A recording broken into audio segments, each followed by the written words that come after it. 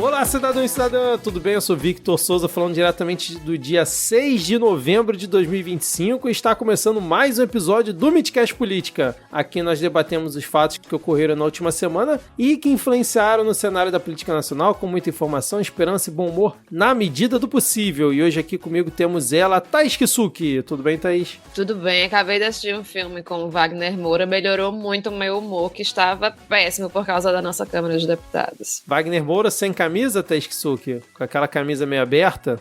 Sim, ele aparece de todos os jeitos, com camisa, sem camisa, cabelo curto, cabelo longo. Amei, 10 Kleber Mendonça. Seguindo a apresentação, temos ela, a melhor guia de Brasília, Ana Raíssa. Tudo bem, Ana? Olá, boa noite. Saudade do meu visitante ilustre. Tive o prazer de levar Vitor Souza no Congresso Nacional. Grande momento. Eu e ele, Rodrigo Hipólito. Tudo bem, Rodrigo? Pô, saudades, Vitor. Quanto tempo a gente não se vê, cara? Pois é, cara. Aquele passeio pelos gramados de Brasília, a gente correndo de mão dada, saudades. Atravessando fora da faixa, né? Porra, maravilhoso, cara. E fechando nosso quinteto, temos ele, Diego Schinello. Tudo bem, Diego? Você percebe que tá tudo errado quando é o carioca que tá falando mal dos outros atravessando fora da faixa, né? Carioca chamando a brasiliense de vândala, de... Delinquente. A única vez na minha vida, em 39 anos de vida, que eu pisei fora da faixa, o Vitor tava lá pra tirar foto. A única vez. E estava lá incentivando, né? Porque eu puxei o bonde. Na verdade, o seu irmão e eu, né? Puxamos. Dois Vitor juntos atravessando fora da faixa, correram 6 faixas seguidas. Aconteceu o que comigo? Uma pessoa que não sabe atravessar a rua, fiquei no meio da esplanada. Podia ter morrido. Pô, Ana querendo esperar o sinal fechar, pô, demora muito aquele troço lá, Eu sou uma cara. pessoa civilizada. Tá vendo? Eu tentei não ser civilizado, o que deu? Uma faixa de carros. Com direito à imagem. Ilhada. Com direito à imagem. Péssimo. Nunca mais. Isso. Atravessem na faixa e sinalizem antes, tá? Pro motorista. Aliás, já fica aqui, antes da gente começar a pauta, o agradecimento a todos os ouvintes que compareceram lá, né, no encontrinho lá em Brasília. Foi muito legal. Fica o agradecimento e a desculpa, gente. Foi mal, tá?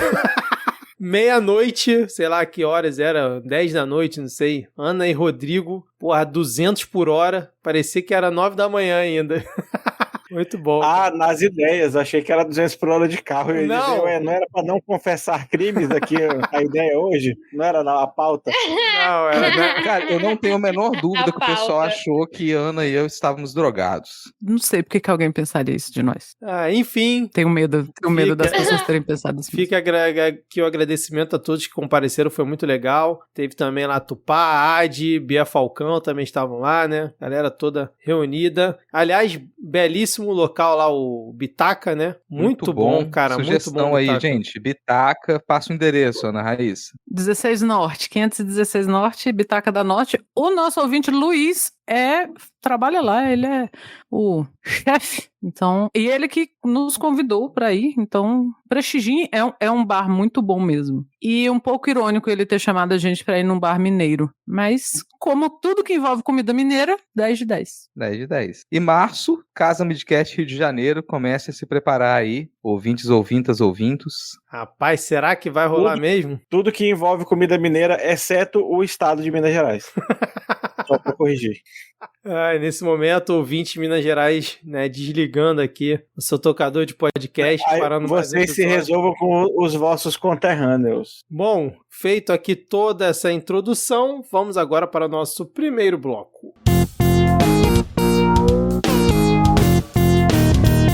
O Senado aprovou nesta quarta-feira, dia 5, por unanimidade, o projeto que amplia a faixa de isenção do imposto de renda. Ficará isento quem ganha até R$ 5.000 por mês. Nada foi alterado com relação ao texto aprovado pela Câmara, que a gente já falou aqui algumas vezes, né? Assim, o projeto vai para a sanção do presidente Lula e a nova faixa de isenção já deverá valer a partir de janeiro de 2026. Lembrando que, para compensar as reduções no imposto, o texto prevê uma tributação mínima para pessoas com alta renda, criando uma alíquota progressiva de até 10% aos que recebem mais de 600 mil por ano. E aí eu já deixo aqui a minha opinião que, né, na verdade, repetir, né, o que eu já disse aqui anteriormente, que eu acho que essa aprovação é a coisa mais importante que o governo Lula III está entregando para a população, né, que vai ter um impacto, acho que comparável, sei lá, só com o Bolsa Família, né, o tanto que vai movimentar a economia e mudar, né, realmente, assim, o dia a dia de uma boa parcela da população com mais dinheiro aí no bolso. Enquanto isso, na Câmara dos Deputados, né, foi aprovado nessa última terça-feira, também dia 4, por 299 votos a 199, um projeto que reajusta o salário de servidores públicos efetivos do Poder Judiciário, além dos vencimentos básicos dos lotados em cargos comissionados em funções de confiança. A proposta agora vai ao Senado. Ela escalona o aumento em 3 parcelas sucessivas e cumulativas de 8%. O reajuste entrará em vigor em 1º de julho de 26, com novo aumento em 1º de julho de 27 e em 1º de julho de 28, o terceiro aumento, somando aí 24% de aumento. Também na terça-feira, né, em relação ao dia que a gente está gravando, a Câmara aprovou a ampliação gradual da licença paternidade dos atuais 5 dias para 20 dias em até 3 anos após a aprovação da lei. No primeiro ano após a aprovação, né, a licença passaria para 10 dias. Inicialmente, a proposta do relator Pedro Campos, do PSB de Pernambuco, era de uma progressão para até 30 dias de licença paternidade, mas não houve acordo entre os deputados para isso. E aí, que eu até comentei no nosso grupo, né, tinha que dar o nome de cada um dos líderes que não aprovaram um acordo desse, porque, pelo amor de Deus, gente, caraca, é absurdo. Enfim, no dia de ontem, né, também na Câmara dos Deputados, né, foi aprovado um projeto que suspende um conjunto de regras para o acesso ao aborto legal para crianças e adolescentes. O placar foi de 317 votos a favor e 111 contra. O Senado ainda precisa votar o tema. O texto derruba uma resolução com regras para o acesso ao aborto legal para menores. Trata-se da resolução número 258 do CONANDA, Conselho Nacional dos Direitos da Criança e do Adolescente, publicada em dezembro de 24. Ela orienta os serviços de saúde, assistência e proteção quanto aos procedimentos para garantir, de forma conjunta, o direito ao aborto legal para menores de idade. E agora, depois desse pupurri de congresso, né, que a gente fez aqui nesse começo do bloco, eu queria saber de vocês se o nosso congresso é um eterno meme do Chico Buarque, né, que de um lado você tá sorrindo e do outro lado você tá triste, porque ao mesmo tempo que você tem a aprovação finalmente da isenção do IR, né, agora definitiva, você tem coisas aprovadas na Câmara, como as que eu acabei de comentar aqui. Eu acho que para ser o meme do Chico Buarque ia ter que ter a parte que tá sorrindo, né? E assim, a isenção do IR poderia até ter sido se tivesse sido lá, sei lá, 6, 8 meses atrás, quando foi mandado, em vez de ficarem fazendo esse projeto de refém para aprovar caralho de anistia para golpista. Eu acho que é só a parte triste mesmo, quando faz alguma coisa certa, não fez mais que a obrigação, normalmente tardiamente, custando muito mais caro do que deveria custar. E quando é uma proposta que vem do governo e não do Congresso. Sim, e assim, de resto, só, meu Deus, não vou nem deixar a pistolagem qualificada para os colegas. Eu acho que é muito isso, assim, da gente ter hoje no Congresso uma luta difícil de ser travada. Uma luta do bem contra o mal, Rodrigo. Uma luta do bem contra o mal, uma luta difícil de ser travada, com propostas simples do governo. Não são propostas assim que elas são importantes, e eu concordo com o Vitor ao dizer que a isenção do imposto de renda até R$5.000 vai ser o grande legado do governo, desse governo, né? Lula, sim. Comparável, sim, ao Bolsa Família. Então isso tende a promover um tipo de mudança estrutural rara, mas não é como se a gente estivesse lidando com uma revolução comunista, gente, vamos lá, né? A gente ainda tem um privilégio exacerbado para os ricos e para os muito ricos no país. A gente ainda tem uma dificuldade, é difícil de mensurar para a população assalariada. Então é uma vitória que a gente tem que comemorar, mas eu concordo com o Diego de falar isso talvez não seja o lado em que a gente sorri, porque ainda é pouco, é muito pouco. A gente ainda não conseguiu taxar as grandes fortunas, a gente ainda não conseguiu resolver o problema das heranças no Brasil, a gente continua cada vez mais distante de promover uma reforma agrária. Então isso são propostas que elas existem, elas estão há anos, às vezes décadas, paradas no Congresso, nunca vão para frente. Quando vão, elas são recortadas e mais recortadas. Então, mas a gente comemora, concordo com o Vitor, a gente observar a isenção do imposto de renda é observar uma mudança grandiosa agora. Um primeiro passo para muito do que a gente ainda almeja. E o Congresso não conseguiria fugir mais disso. Percebam que o Congresso segurou a isenção do imposto de renda até quando não dava mais. Tentou fazer jogo de, vamos trocar aqui, vamos fazer um toma lá da cá, peraí, o da cá é você dar o mínimo para a população, é você aceitar votar algo que privilegia a população brasileira. Então o Congresso ele resolve fazer joguinho para poder entregar aquilo que a gente esperaria que o Congresso pudesse fazer, né? O riso no sentido de que, tá aí uma vitória do governo, lutou para conseguir alguma coisa, né? E precisou entregar muito para isso. Mas aí vem esse outro lado, que também não vou me estender muito, porque acho que principalmente a Thaís, ela já começou a xingar muito na internet hoje, falando o quanto ela estava disposta a cometer crimes ao vivo aqui. Então não vou me estender muito. Mas sim, a gente está passando já entrou na fase em que boa parte do Congresso está em campanha e está tentando fincar pautas, não só no Congresso, mas na imprensa, para poder atrapalhar, em parte, a comunicação do governo, atrapalhar que a gente divulgue as vitórias do governo, mas não apenas isso, porque a gente sabe que não existe cortina de fumaça sem fogo. Então, cada uma dessas propostas absurdas, propostas literalmente fascistas que a gente tem, passam como projetos de lei hoje, mas que pode resultar, ainda que não na íntegra daquele projeto, mas em uma perda de direito futura, vai continuar. Então, mesmo que isso pare agora, que é uma proposta como esse PDL da pedofilia, né, ou essa normativa para impedir o aborto de crianças estupradas, mesmo que isso não passe, que isso vai ser barrado no Senado, que é muito provável, na verdade, isso abre algumas margens, isso cria um ambiente político em que é possível que isso seja discutido. E para mim esse é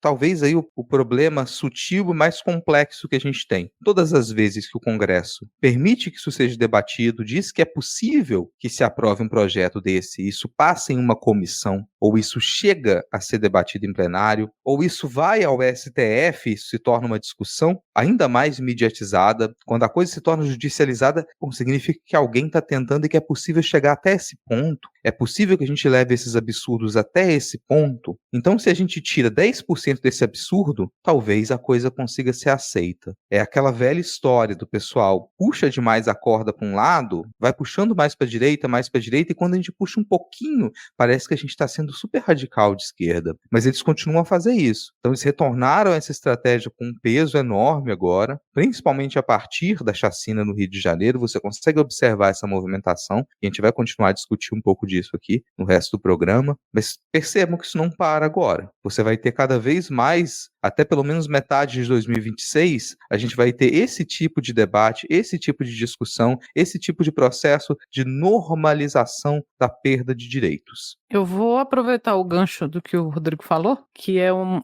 que eu venho pensando, né, essa semana toda, porque o lema do Congresso é proibido ser feliz, né? A gente não consegue comemorar o mínimo, o que a gente está falando aqui é isso, é o mínimo. Eles fizeram uma pauta de refém, como bem disse o Diego, porque agora todo mundo quer ser pai, né? Depois que o menino nasce bonito, todos querem ser pais. Então, vai ficar a briga de Arthur Lira com Renan Calheiros, assim, nossa, quem foi o mais votão? Mas para tentar desenvolver um pouquinho do que o Rodrigo falou agora, que é o que eu venho pensando, assim, nesses últimos dias. O maior mal da extrema-direita, eu acho que a raiz mais profunda da extrema-direita é a radicalização negativa da nossa sociedade. A gente não pode se enganar que é uma coisa que a mídia vem tentando fazer há uns bons 10 anos, quando ela fala que o Brasil é um país polarizado. O Brasil não é um país polarizado, o Brasil é um país radicalizado para a extrema-direita. Não há dúvidas hoje. Teve uma época que o Lula levantou uma discussão que eu achei bem interessante, quando ele falou assim, mas o Brasil sempre foi polarizado. A gente sempre teve um segundo turno, por exemplo, entre PSDB e PT. E na época fazia sentido esse tipo de discussão, mas agora envelheceu. Todas as vezes que a gente ouvir num veículo, ou um político, ou quem quer que seja, falando os problemas da polarização, os perigos da polarização, da polarização, substituam polarização por radicalização de extrema-direita, desde Michel Temer. A culpa disso é de quem? Isso mesmo, a Aécio Neves. A Aécio Neves quebrou esse ovinho aí que tinha várias serpentinhas dentro. Essa radicalização, qual é o problema da radicalização? E me entendo, eu estou falando da radicalização negativa, pois a radicalização nem sempre é negativa. Escutem o que a Sabrina Fernandes fala sobre isso. A radicalização, ela naturaliza esse tipo de coisa. Quando eu tenho uma radicalização de direita, vou começar pelo exemplo positivo. Quando eu tenho uma radicalização de esquerda, eu tenho uma sociedade, por exemplo, que ela não discute mais a necessidade de reforma agrária. Ela tem por certo que a reforma agrária é necessária. Quando eu tenho uma radicalização de extrema-direita, eu tenho discursos que passam e que viram tema de pesquisa, tema para Vera Magalhães falar muito, muito en passant ou muito tranquilamente, sabe, na rádio, na TV, como se não fossem preocupantes, profundas e terríveis, como o estupro de criança, como proibição de aborto, como chacina, matança de Estado. Tudo isso que a gente vê acontecendo ultimamente, nos mostra isso. Assim, nós somos um país radicalizado pela extrema-direita. Numa sociedade radicalizada pela extrema-direita, eu tenho perguntas de uma forma muito tranquila de assim, e aí, você acha que foi uma chacina? Isso não tinha que ser uma pergunta. Um projeto de lei que obriga crianças estupradas a serem torturadas com uma gravidez é um projeto da extrema-direita. Não tenham dúvidas nunca sobre isso. A extrema-direita é profundamente anti-criança, porque a extrema-direita é profundamente anti-mulher. Se você é anti-criança, você é anti-mulher. Eu não estou falando só de maternidade. Se você quer que uma criança seja torturada, como a Damares colocou já um pequeno exército na porta de um hospital para impedir que uma criança fizesse um procedimento para interrupção de uma gravidez que veio de um estupro, e toda gravidez, tá? De criança e de adolescente até uma certa idade, é uma gravidez vinda de estupro. A mídia tá cheia de palavrinhas essa semana, tá cheia de palavrinhas, como pessoas de até 14 anos. Não existem pessoas de até 14 anos, existem crianças. Não existem mães menores de 16 anos, existem crianças estupradas. Não existe casamento infantil, existe estupro aceito, sabe? O PM que leva flor na porta da escola de ensino médio e todo mundo acha muito bonito, e eu tô falando de PM porque é muito comum, não se façam de sonsos. O cara ter 20 anos, a menina ter 14, o cara ter 25, a menina ter 15, e todo mundo achar muito bonito ele lá na escola fazer demonstrações breguíssimas de ele é a favor do estupro. E se você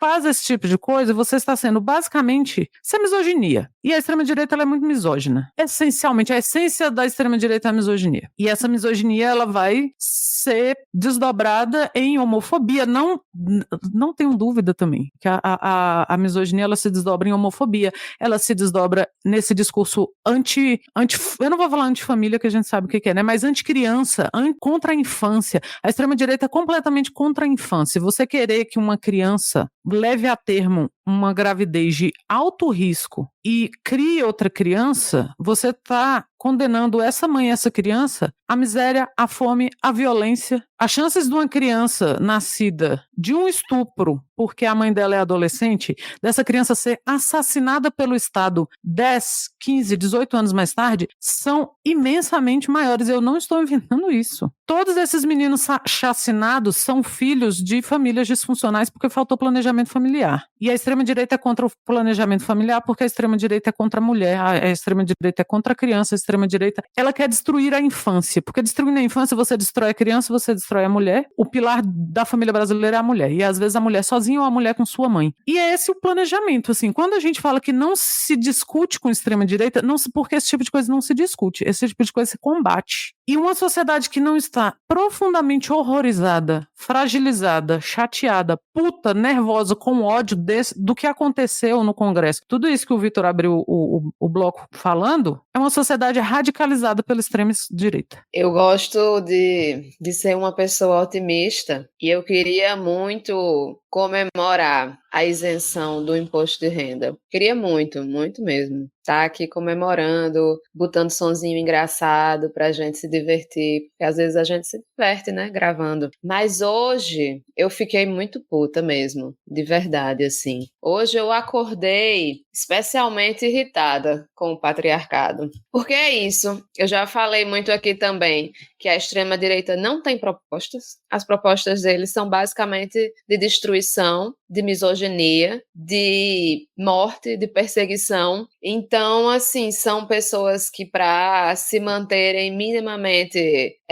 relevantes na cabeça do eleitorado, elas precisam estar produzindo esses factoides, né? Eles sabem que eles vivem num país misógino. Eles sabem que eles podem propor a tortura de crianças estupradas, e mesmo assim isso não vai manchar a imagem deles. Quiçá até melhore, quiçá eles até ganhem mais votos justamente por isso, porque enfiaram na cabeça das pessoas, principalmente pessoas de religião cristã, que você ser a favor da família é você torturar mulheres. É você ter uma mulher presa a um casamento dependente do marido e levando a termo gravidezes indesejadas. E mesmo as mulheres que procriam, que têm os seus filhos, elas são torturadas de outras formas, né? A violência obstétrica no Brasil, por exemplo, é algo muito comum, infelizmente. Então, assim, eles atacam os direitos femininos, eles atacam os direitos das mulheres e eles são tão descarados, eles perderam tanto a vergonha na cara, que eles basicamente apresentam mais de uma vez no ano, mais de uma vez durante um pleito, todo ano, estão sempre apresentando projetos de tortura de crianças, né, que você obrigar uma mulher estuprada a ter um filho é uma tortura, e de pedofilia. A gente, não é a primeira vez que a gente chama esses cachorros da Câmara dos Deputados de pedófilos, porque é isso. Se você é pago pelo Estado e você se move, sua movimentação é no sentido de facilitar o casamento de crianças, você tem algum interesse com a pedofilia. Ou você é pedófilo ou seus amigos são e você está querendo livrar a barra deles. É basicamente isso. Um bando de velho safado votando para livrar a si próprios e aos coleguinhas criminosos deles. E enquanto isso, Lula não pode falar de aborto, a esquerda não pode falar de aborto, porque senão Bolsonaro vai virar presidente de novo, porque senão a família dele vai transformar tudo num reinado, vai ser rei do país, Michele vai ser a rainha. Se a gente falar de aborto, a gente não pode falar de aborto. Eles podem falar de casamento infantil, eles podem falar de crianças estupradas sendo obrigadas a ter um filho, porque é uma palavra maldita que ela é utilizada como um trunfo. É o super trunfo da direita falar de aborto, fingindo que estão protegendo crianças. Então, assim, essa daí vai especialmente para as feministas radicais transfóbicas. A primeira pessoa que eu vi falando sobre isso foi a Erika Hilton. Depois eu vi a Sâmia Bonfim também. Sâmia Bonfim estava muito puta também, porque isso enfurece a gente. Isso é o tipo de coisa que dá vontade de sair. Se eu fosse francesa, eu já tinha queimado um carro. Aqui no Brasil, infelizmente, isso não acontece tanto. Mas isso é enfurecedor. E aí, a gente não pode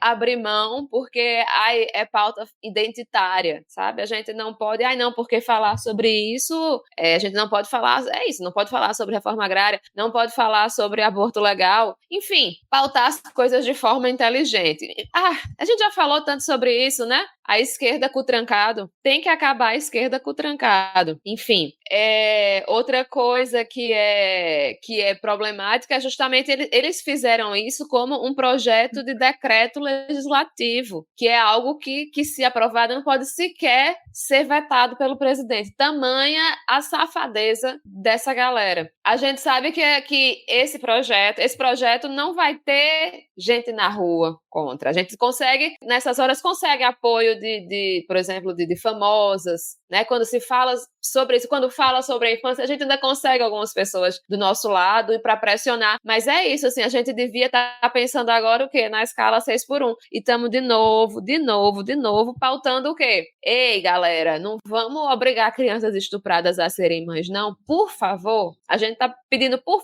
favorzinho, praticamente, sabe? É outra forma que eles encontram de travar o debate, né? Enfim, Pode falar. Não, só para você falou que da forma que foi feito como decreto legislativo, a escolha dessa forma é para provar que é de maldade, não é para criar um fato político para a eleição em si. Porque se fosse fazer o projeto de lei e deixava o Lula, por absurdo que pareça, se aspas, queimar com a base radicalizada de extrema-direita vetando. Mas não é para criar um fato político a esse ponto de prejudicar o Lula, em que capacidade isso pudesse prejudicar, que já é um absurdo em si só de falar, né? Mas a maneira que foi feito é para que valha, para que entre em vigor e que foda a vida das crianças. E assim, você pode dizer que é a favor da vida, o caralho que você quiser. Se você defende que uma criança estuprada tenha um filho, você é doente, você é mau, é perverso, é ruim. É isso, não tem outro termo, né? Você, acho que não vale nem dizer que você vai pro colo do papai do chão, como a gente estava comentando essa semana. Você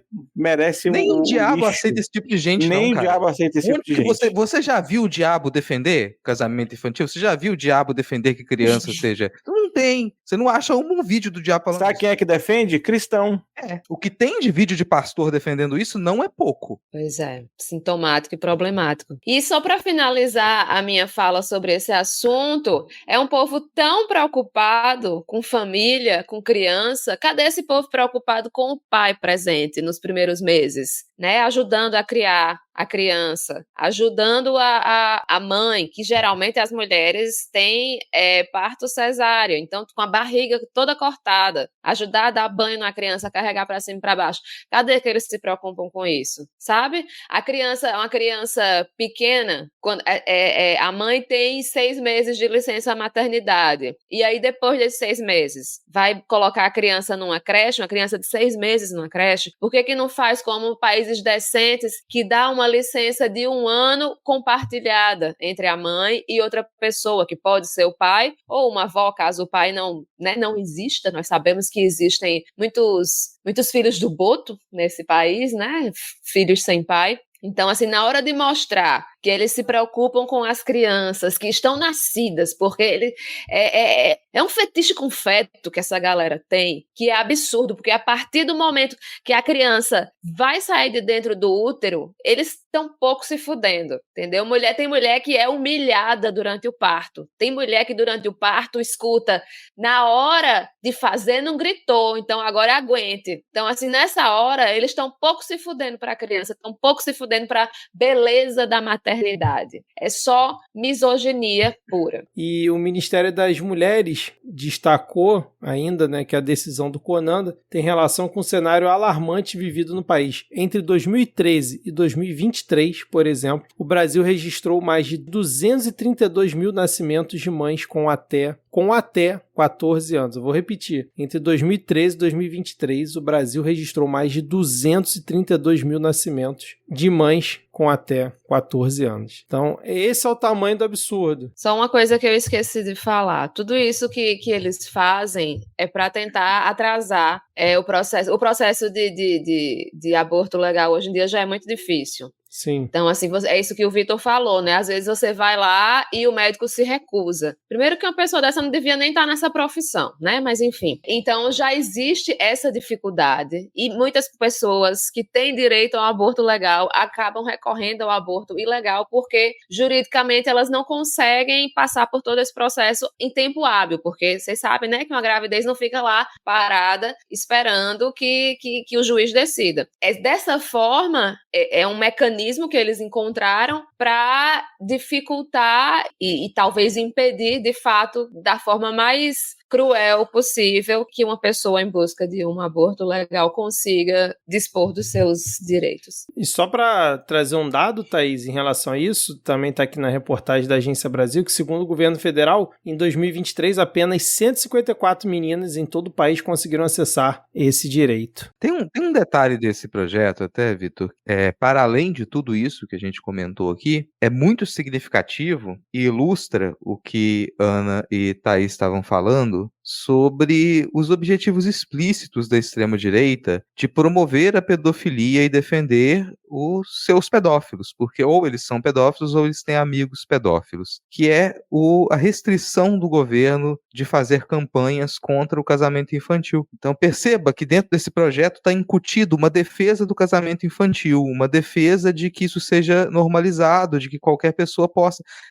Isso é de um nível estarrecedor de crueldade. Se não bastasse todo o resto, você ainda coloca num projeto o impedimento de que o governo possa fazer campanhas de conscientização, campanhas para poder explicar para a população por que isso não deve acontecer. Esse é o nível da coisa. Assim, é um projeto que nele já está a defesa do pedófilo, tá a tortura infantil, tá a tortura de mulheres de modo geral e tá o impedimento da conscientização da população. Está impedindo a população de receber o mínimo de informação. Esse projeto está promovendo, ele promove, é um projeto de propaganda, de promoção de que crianças... acho que é esse o cenário que tem que ser pintado, Vitor, assim. É um projeto que ele defende que crianças de 11 anos, elas possam ser usadas como escravas sexuais por homens por velhos de 70 anos. Esse projeto ele está praticamente defendendo que homens de 40, 50, 60, 70 anos eles tenham o direito de comprar as suas escravas sexuais de 11, 12, 13, 14 anos. É isso que ele está defendendo. Não, e aí quando você compara, por exemplo, com o projeto da licença paternidade, esse projeto de decreto legislativo, ele entra em vigor, né, caso aprovado, né, de forma automática e valendo para o dia seguinte sem passar pela sanção do presidente. Aí, o projeto de licença paternidade, os caras vão aplicar 10 dias só a partir de 2027. Vai se fuder, né, meu amigo? Vai se fuder. Por que não a partir de agora? Por que só em 2027? E aí vem 15 dias em 2028 e 20 dias a partir de 2029. Ou seja, você vai levar 4 anos para poder fazer uma progressão da licença paternidade de 5 dias para 20 dias. 4 anos, 4 fucking anos. E aí, cara, esse é um assunto que me pega porque, primeiro, essa história de que não houve concordância entre os líderes para se chegar a 30 dias, que era a ideia inicial do projeto, que é o mínimo. Porque o pai que é pai decente, o que ele já faz por padrão ele vai tirar a licença de 5 dias e vai emendar com as suas férias e vai ficar pelo menos 35 dias, né, cuidando junto com a mãe do seu filho. Esse é o mínimo que você espera do pai minimamente decente. Então, quando você vê um projeto que os caras me dizem que eles não conseguem entrar no acordo para chegar a 30 dias, eles estão protegendo eles mesmos. Porque eles estão protegendo de que assim, não, porra, peraí, cara, não vamos ampliar isso aí não, porque senão a gente vai ter que agora ficar 40 dias com a criança. Vão pedir pra gente ficar, ou vai ter que ficar 60 dias, porque são 30 mais 30, né, que eu ia ter que tirar férias. Pô, peraí, não vamos fazer isso com os homens, não. Pô, vai se fuder, né, cara? E outra, os caras ainda botaram que a licença pode ser fracionada. Fracionada em 2 períodos, exceto nos casos de falecimento da mãe. Aí eu te pergunto, a mãe pode fracionar também a licença dela? Não, eu vou tirar aqui 5 dias e aí os outros 3 meses e 25 dias eu vou tirar daqui a 1 ano. Pô, tá de sacanagem, né, cara? Isso é uma piada. Um negócio que era pra ser bom,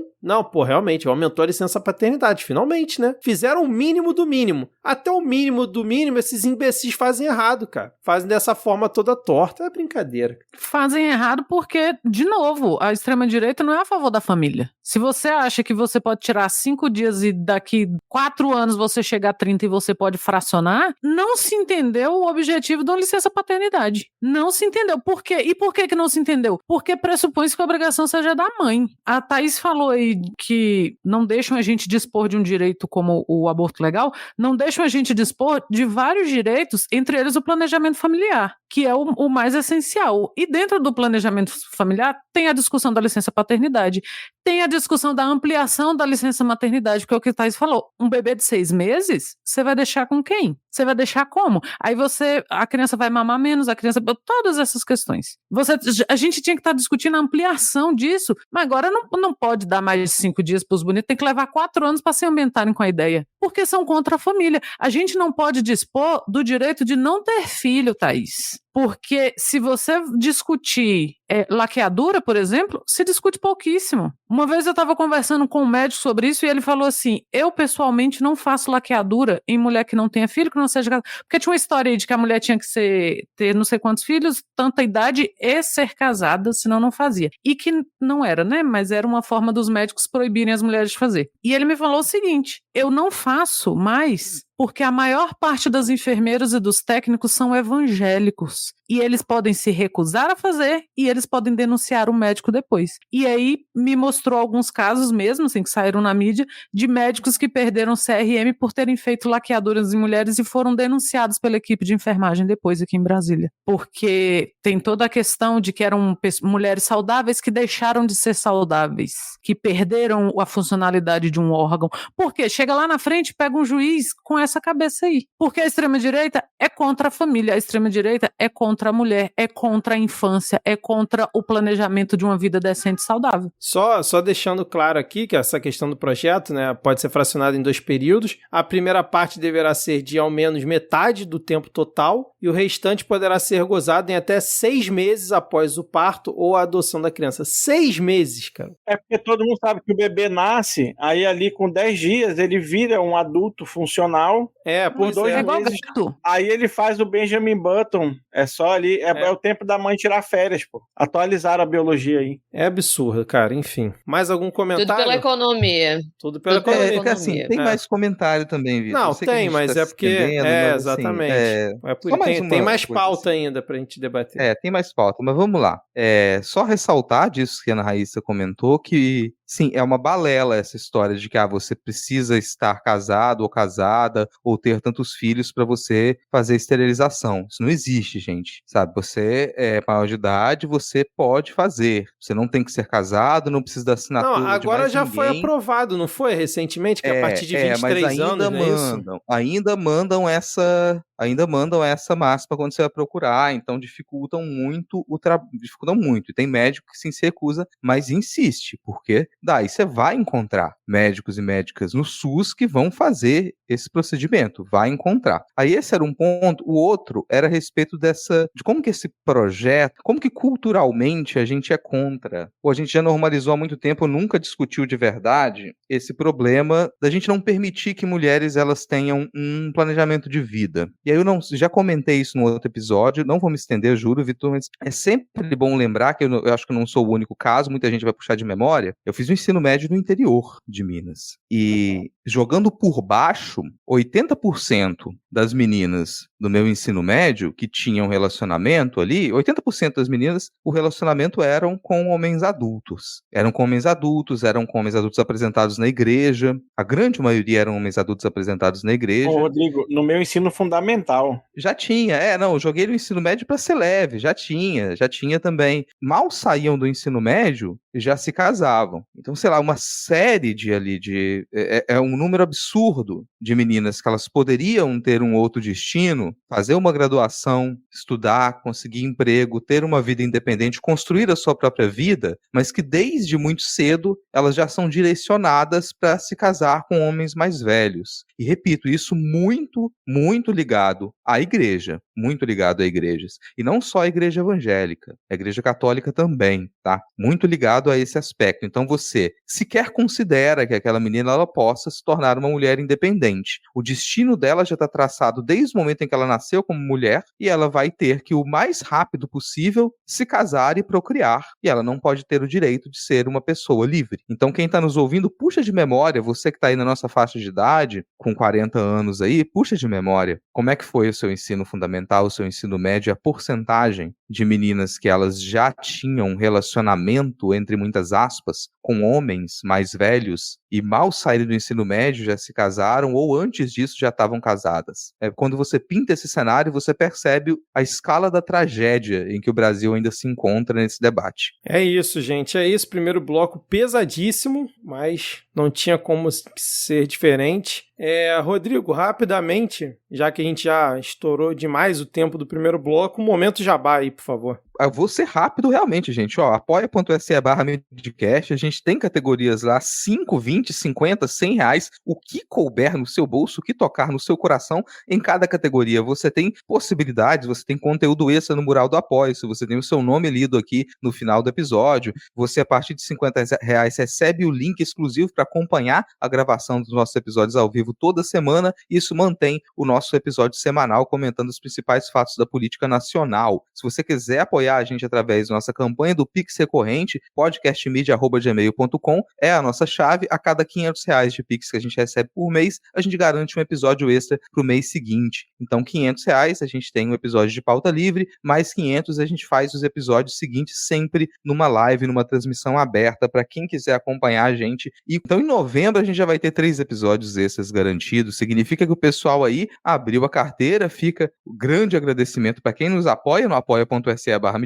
e para quem está sempre ajudando a gente a ter episódios extras no mês seguinte. Está aberta a campanha para a gente ter ainda episódio extra até o final do ano. Vamos ver como é que a gente faz em dezembro. Não sabemos ainda, não nos perguntem, pois não temos informações. Porque janeiro é férias, gente. Deixando claro que... Na descrição do episódio você encontra também o link para nossa lojinha, onde você pode comprar produtos com as nossas estampas, tem que te dar a fortuna e pau no cu do Mickey Mouse, além do link para o nosso canal do WhatsApp para acompanhar sempre que a gente lança um episódio, que tem corte, tem extra, tem as nossas enquetes do MidQuest e tem também o link para o nosso grupo do Telegram, criado e organizado por ouvintes Victor Souza. É isso, Rodrigo Hipólito. Fica o agradecimento mais uma vez ao Amauri e ao Lucas Ramos, que foram mecenas novamente nesse mês de outubro, que passou e garantiram aí a gente ter 3 episódios extras em novembro, preparados para mais um mês de 2 episódios toda semana. Só alegria. Uba, para. Muito obrigado aí novamente a todos que contribuíram e tá aí, novembro, quem quiser já chegar junto na campanha do Pix para garantir episódio extra em dezembro. Lembrando que o limite são 2 episódios por semana, um extra e um normal, mas não tem limite de Pix, viu? Exatamente. Não se acanhem. Exatamente. Então vamos agora para o nosso segundo bloco.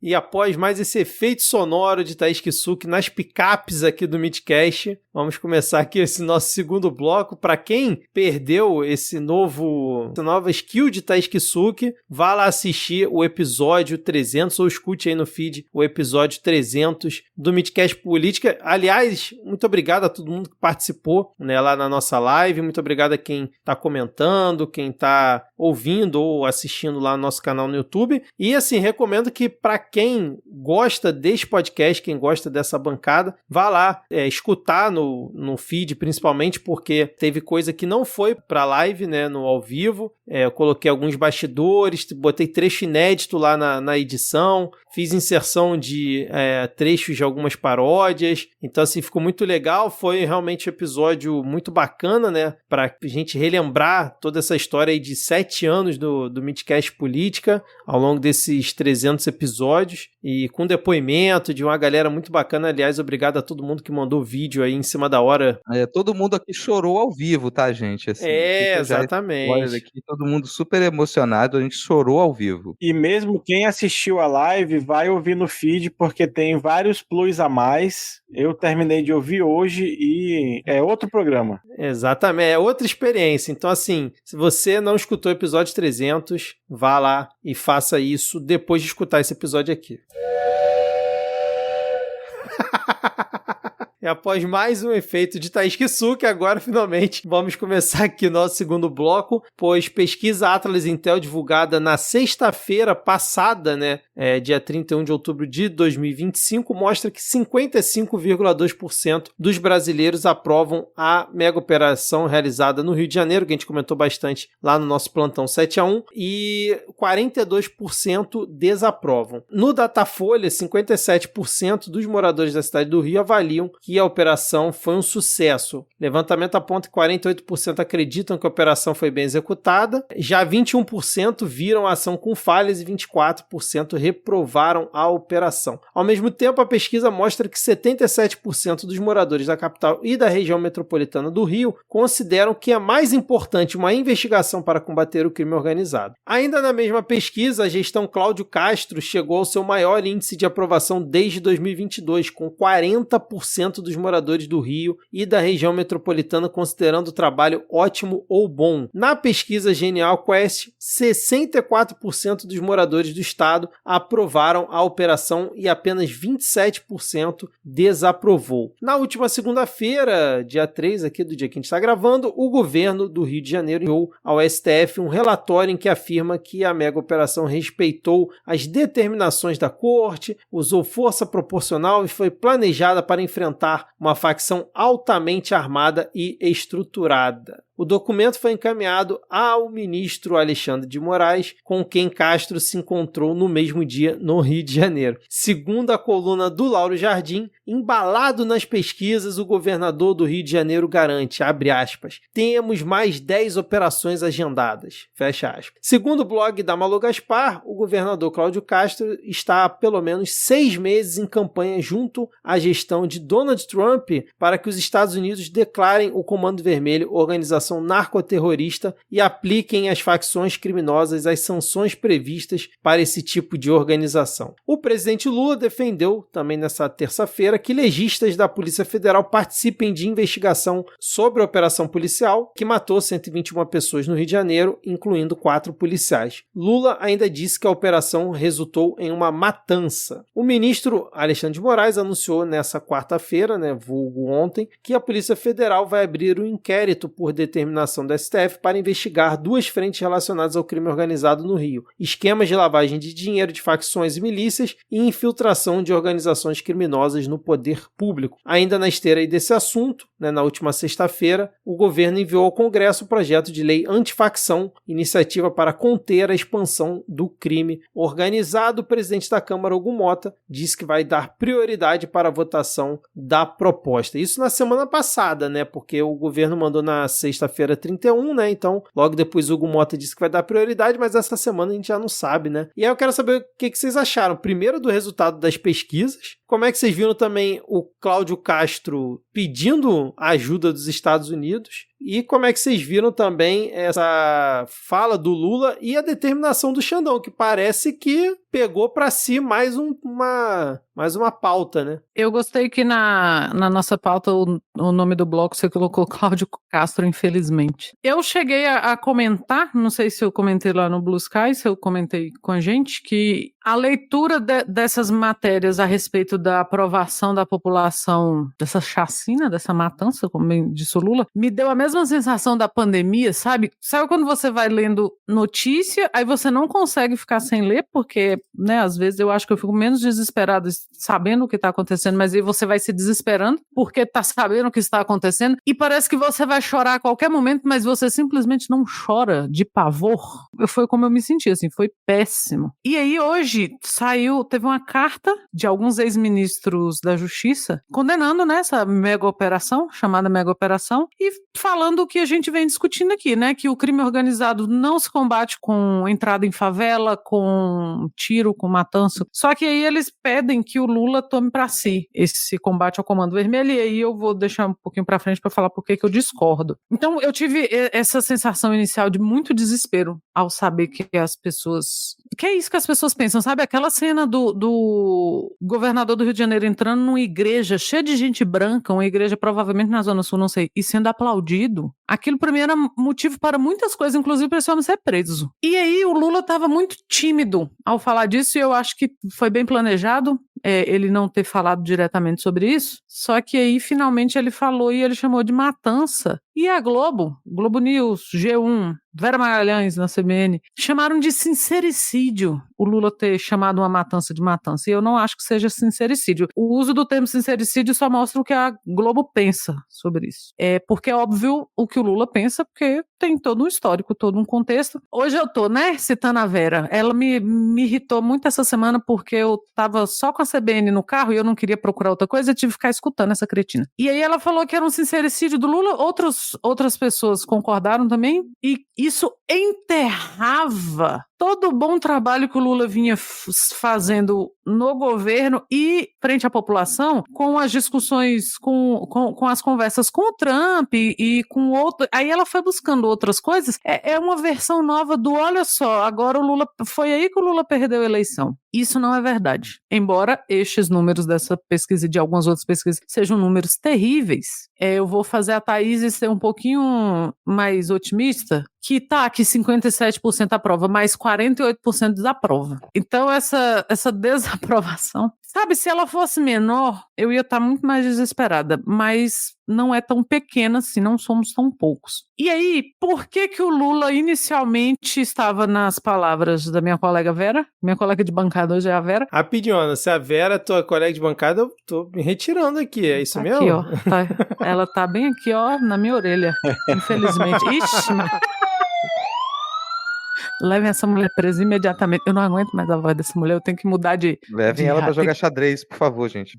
Por que o Lula, demorou, retomando o raciocínio, o Lula demorou a falar disso com mais ênfase e acabou falando o que é? Porque o Lula não é bobo, abaixa a Rede Globo. O Lula sabe que a opinião sobre essas atitudes vão envelhecer muito mal. Tem tudo o que a gente vem discutindo, É muito difícil você falar para um cara que já foi assaltado 1000 vezes e que tá vindo ou indo pro trabalho e é assaltado, ou não vai pro trabalho porque tá tendo tiroteio, bababá, você falar que aquilo não é assim que se combate. Mas a gente teve essa discussão em outro episódio, vocês voltam para ouvir como nós de esquerda, nós progressistas, temos que ver a coisa um pouquinho abaixo da superfície. Agora nós temos 57% de moradores aplaudindo e pessoas literalmente aplaudindo ele dentro da igreja, mas isso não se mantém, porque isso, como bem disse Diego, isso é um ato de terrorismo. E o terror passa, o terror deixa seus traumas, mas o momento do terror afogueado, do que tem que matar mesmo, tem que invadir mesmo, tem que passa. E aí, quando você sopra a casca ali, o que fica de mais pesado é o que vai ser discutido. Então a gente só tem chacinas históricas hoje em dia, chamadas de chacinas, de matanças, porque a gente brigou por essa narrativa, feio essa palavra também, mas não tem outra, de falar que o Carandiru foi um massacre, que a chacina da Candelária foi uma chacina. A gente tem que brigar para que as coisas sejam chamadas pelo nome correto. E o Lula está certíssimo de chamar de matança. Então a Vera Magalhães está errada, o Lula está certo, não é a primeira vez que isso acontece na história, não será a última. E aí, o Xandão, foi lá e falou, então, vamos abrir esse inquérito aqui, que eu acho que o Xandão está certo, e eu acho que os ministros que fizeram essa carta de repúdio, sei lá, se esse é o nome, a essa operação, mais pedem para que o Lula assuma o BO do Cláudio Castro, não estão tão certos assim. Porque não foi o Lula que começou com isso. O Cláudio Castro não pediu a ajuda do governo federal. Ele não quis dar o braço a torcer e pedir uma GLO, porque ele sabia que ele teria que dar o braço a torcer e ele teria que prestar satisfações. E ele não queria prestar satisfações. Quando ele fala que tem mais 10, que tem mais 12, que tem mais 15 operações, ele não quer prestar satisfação do que ele vai fazer. Porque ele é sádico. E nisso não tem que ser um problema para o Lula resolver falando praticamente na prática. Não foi o Lula que começou com essas operações. Esse, projeto antifacção, parece coisa do Moro, me desculpem, Vamos proibir os crimes, vamos proibir as facções agora, arrumem um nome melhor para isso. Eu acho que ter trazido isso à baila novamente, porque isso já existe, o Lula não tirou da cartola ontem, é uma oportunidade do Lewandowski, como ministro, se colocar mais aí nos holofotes para discutir isso, mas não tem que ser uma pauta do Lula. Quando se cobra isso do Lula, você cobra que o Lula puxe para si uma discussão muito temerosa em época de eleição, porque a gente tem uma pecha de que a esquerda não sabe discutir segurança pública, a esquerda não sabe discutir economia, porque é mentira, mas se você coloca isso no colo do Lula em época de eleição, né? Porque a gente já tá. Você tá botando um tapete ali para que talvez ele escorregue. Eu não acho que o Lula tem que puxar para si. Porque o Cláudio Castro tem que bancar o que ele quer fazer. Ele quer fazer, ele banque. Porque ele não está fazendo o cálculo que o Lula está fazendo. Ele acha que porque ele está sendo aplaudido por aí, literalmente inclusive, ele pode fazer mais 10 operações e ele vai ser 10 vezes mais aplaudido. Mas a gente sabe que o sucesso do terror não aumenta proporcionalmente também. Então ele não vai ser 10 vezes mais aplaudido se ele fizer 10 vezes mais operação. Os traumas vão ser mais profundos, a bagunça vai ser pior, e então ele está fazendo o cálculo completamente errado. Mas ele tem que bancar. Não só pelo momento político, mas eu acho que não é uma coisa que se faça no afã, sabe? É uma discussão muito, muito delicada para a gente só, vamos proibir facções, vamos chamar tudo de narcoterrorismo e vamos deixar esse crápula ir atrás do Trump.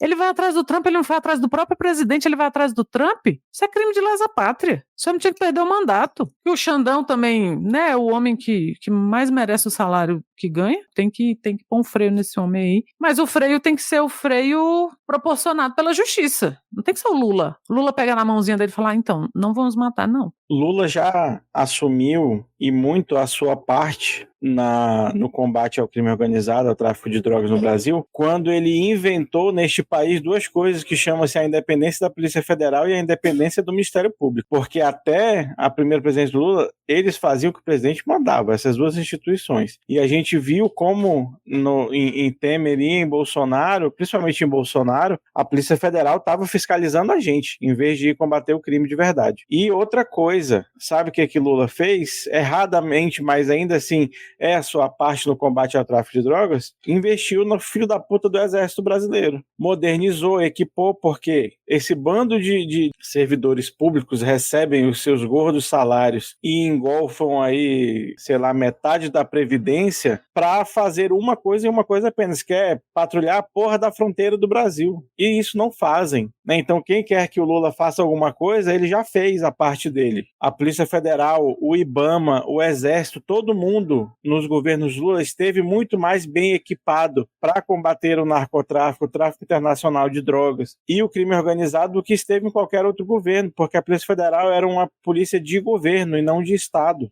Quem quiser cobrar alguma coisa do Lula, cobre várias outras coisas, que o que não falta é coisa para tacar o pau nele, né? Inclusive, semana que vem devemos falar de COP, vamos tacar o pau no Lula em alguns momentos, mas não quanto a isso, né? Os governadores não batem no peito para dizer que a polícia é minha. Então, resolver o crime também é seu, filho. Assuma seus BO. Essa questão da aprovação do Cláudio Castro é um reflexo da população, do desespero, né, da população com a violência, não só com a violência, porque não é só uma questão de eu fui assaltado, né, do domínio, principalmente no Rio de Janeiro é bem visível isso, mas isso tem acontecido no país inteiro, do domínio das cidades pelo crime organizado. Só que, assim, é isso, né, essa coisa de contar corpos tem funcionado, porque as pessoas que são tratadas como bucha de canhão, elas são facilmente substituíveis, né? Enquanto tiver dinheiro entrando, morreu um, já tem outro ali para substituir. Uma coisa que tem sido repetida não só pelo governo, mas pelas pessoas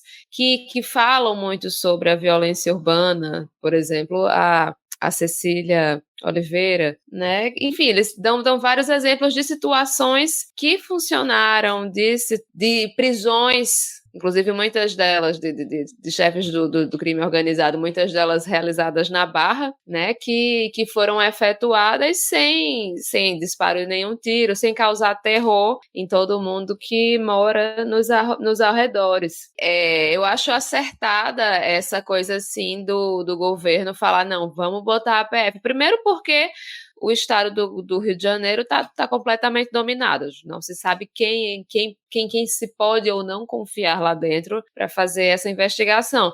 Mas também é uma forma do governo federal dizer, ô meu filho, você deixa dessa história de dizer que a gente não lhe ajuda em nada. Toma aí a PF nos seus coisas para lhe ajudar em tudo que você precisar, né? Porque também é uma forma de desarmar o discurso que o Cláudio Castro tenta demonstrar, né? De, ai, pobre de mim, estou desamparado, vou pedir ajuda aos Estados Unidos. Vou tentar ser breve, é porque os colegas já comentaram a maior parte, mas já que tocamos em pesquisa, começava alguns pontos. Eu vou tentar ser breve, Vitor, eu prometo, mas essa história de fazer pesquisa, se a pessoa aprova ou não aprova a chacina, deontologia do jornalismo passou longe, porque preceitos éticos mínimos eles não foram considerados. Isso me lembra aquele famoso vídeo que ele roda de vez em quando na internet, de jornalistas que foram pra rua nos anos 80 perguntar para as pessoas se elas achavam que estava ok matar gay. E aí elas deixaram ir pra televisão. As pessoas falando, eu acho que tem que matar mesmo. É sério, jornalista? Que essa é o tipo de pergunta que você faz e você acha razoável considerar que isso é uma opinião? Isso é uma pesquisa de opinião? Você está pedindo opinião para as pessoas se elas concordam ou não com uma chacina? E aí você me diz, olha, a maioria das pessoas concorda que tem que fazer chacina mesmo. É sério isso? E eu não estou dizendo que a gente não tenha que pesquisar a opinião pública sobre diversos aspectos problemáticos, mas não necessariamente isso é manchete, não necessariamente isso é o jornalismo voltado para o público. A gente faz pesquisa para conseguir dados, para apresentar informações com interpretação, com crítica. E esse jornalismo não faz isso. Então, esse não é o tipo de pesquisa que deveria virar manchete dessa maneira. Não é. Você tem um grave problema aí e você deturpa os resultados, você deturpa a qualidade dessa opinião pública. Há uma deturpação grave. Mas vamos pensar nesses dados que foram apresentados. E eu concordo muito com a Ana Raíssa e eu acrescento. É sempre bom a gente retirar aí 30% de um núcleo duro de pessoas que elas nunca mais voltarão a ser mentalmente saudáveis ou poderão ter uma visão crítica da realidade. Elas observam a realidade através de um filtro que ele é um filtro de corrupção da realidade, ele é um filtro que deturpa a realidade, a Ana Raíssa falou muito bem, elas já foram tão radicalizadas para a extrema-direita que não interessa o que for apresentado para elas. Elas sempre vão tecer uma opinião voltada para a extrema violência, para matança de pobres, para misoginia, para transfobia, para homofobia e talvez para defesa da escravidão. Essas pessoas, elas vão ter sempre essa opinião, não interessa o que a realidade apresentar. Então, daqueles 50 e poucos por cento, 30% não são uma opinião razoável para ser considerada. São aqueles 30% que eles sempre vão dizer que preferem votar no Bolsonaro. E a gente está vendo isso se repetir pesquisa após pesquisa nos últimos 5 anos, pelo menos. Então, se de 50 e poucos por cento eu tiro esses 30%, que eles estão completamente a biruleibe das ideias, a gente tem um número que parece até razoável, olha só. A gente teria aí, na verdade, uns 25% da população que ela está com essa opinião de que achou que a operação, que a chacina deveria ter acontecido daquela maneira, mas elas ainda podem ser revertidas, elas ainda podem perceber as coisas de outro modo. Isso é um aspecto. Mesmo assim, os dados eles não são tão alarmantes quanto eles parecem. Em cima disso, cabe falar para Cláudio Castro, você não é presidente do Brasil. E você não conseguiria ser, olha que curioso, você quer cobrar do Lula, tenta ser presidente, você não vai conseguir. Então é uma coisa deprimente, é muito deprimente você ver um governador de estado fracassado, é isso, ele herda um projeto de um governador anterior, de uma época anterior, ele não consegue ser bem sucedido, ele é reprovado pela maior parte da população, mas ele quer conversar de igual para igual e fazer pressão em cima do presidente da República sem menor cabimento. Então, você quer o apoio do governo federal? Aceita, decreta a falência do sistema público do estado do Rio de Janeiro. Diz com todas as palavras, você fracassou, você não conseguiu gerir a segurança pública e pede para sair. Aí, de repente, você consegue um apoio maior do governo federal. Outro ponto, voltando ainda em cima do que a Ana falou, Vera Magalhães, né, viciada em errar. É uma coisa impressionante. Assim, a mulher, ela vem errando, ela tem errado subsequentemente há tanto tempo que a gente vai se surpreender o dia que ela acertar uma. Errou completamente, assim. Errou. E é um wishful thinking, ou é um desejo recôndito de Vera Magalhães de que o Lula fracasse. Aí ela vem, nossa, o Lula jogou por terra todo o bom trabalho que ele vem feito. Isso é o seu desejo íntimo de que as coisas sejam assim, mas que não encontra suporte, não encontra lastro na realidade. Isso também demonstra que você tem uma grande vontade, assim, do jornalismo de direita e articulado com políticos de extrema direita, de que o governo deslize, de que o governo perca aprovação. Então, para mim, não é à toa que você tem boa parte da mídia tentando normalizar essa chacina, insiste na ideia de mega operação. Concordo muito, acho que foi o Vitor que falou antes aqui, que olha, ou foi a Ana Raíssa mesmo, a Ana Raíssa falou que isso vai envelhecer mal, e vai envelhecer mal também porque as pessoas vão continuar a viver onde elas vivem, elas continuam a viver no bairro delas, na comunidade delas. E aí você pergunta para as pessoas que acharam uma grande notícia, uma ótima ideia, a invasão do Complexo do Alemão em 2011, que rendeu prêmio para jornalista. E todo mundo, bateu palma, maravilha, liberaram agora o Complexo do Alemão, paz, unicórnio, arco-íris. Pergunta se deu certo, qual é a lembrança que você tem, o que funcionou ali, envelheceu mal. Pergunta sobre o UPP, grande ideia. As UPPs foram uma ideia maravilhosa, então você ia encontrar muita gente aprovando a ideia de UPP alguns anos atrás. E aí, envelheceu bem? Qual foi o resultado? Como é que isso terminou? Daqui a alguns anos, pergunta pro pessoal da Grande Jacarepaguá, e aí? Sair invadindo o morro por aí e você dispersar a criminalidade, dispersar o crime organizado, você incentivar a guerra de facção, disputa de facção, troca de comando, mata o comando de um crime de uma comunidade, que a coisa tá super estruturada. Não chama crime organizado à toa não, gente. E aí você vai lá e você mata uma liderança, o que você espera que aconteça depois? Então isso já tá envelhecendo mal. Isso em um ano vai envelhecer mal. E o Cláudio Castro sabe disso e por isso ele deseja que tenha uma operação dessa por mês, uma chacina por mês. Aí ele não permite que a população perceba o equívoco, o fracasso e que a vida dela piorou a partir daquilo, porque essa é a verdade. Toda vez que você tem esse tipo de matança, esse tipo de chacina, toda vez que você insiste nessa ideia de que a gente vai capturar essa liderança de tal comando e pronto, acabou o crime organizado. Meses depois você percebe como que as coisas pioraram. Não é assim que funciona. Fecho por aqui, Vitor. Excelente. E assim, só um adendo que quem surpreendeu com os números em relação a essa questão da operação, ou é porque, sei lá, estava realmente pensando que o Rio de Janeiro era outra coisa, porque quem mora aqui, elas não ficaram surpreendidas, porque eu até tinha comentado isso no Plantão 7-1, né, que o cansaço da população e tudo que envolve a questão de segurança pública aqui no Rio de Janeiro é muito complexo. Então, assim, você achar que realmente a maior parte da população, mesmo com esse adendo que o Rodrigo comentou, né, dos 30%, aquela coisa toda, não iria aprovar esse tipo de coisa que sempre é um expediente utilizado por todos os governos anteriores, né? Já foi utilizado todos os governos anteriores aqui no Rio de Janeiro, e que eu até comentei lá no trabalho que antes do Castro anunciar, né, que ia ter essas 10 operações, né, tem mais 10, que ele ia usar esse expediente até a época dele se descompatibilizar do cargo, que provavelmente vai acontecer para concorrer ao Senado, né, que é o que está todo mundo dizendo, e não deu outra, né, cara? Ele vai fazer uso disso até quanto ele puder, e novamente, né, fica aquela coisa de que é muito triste ver que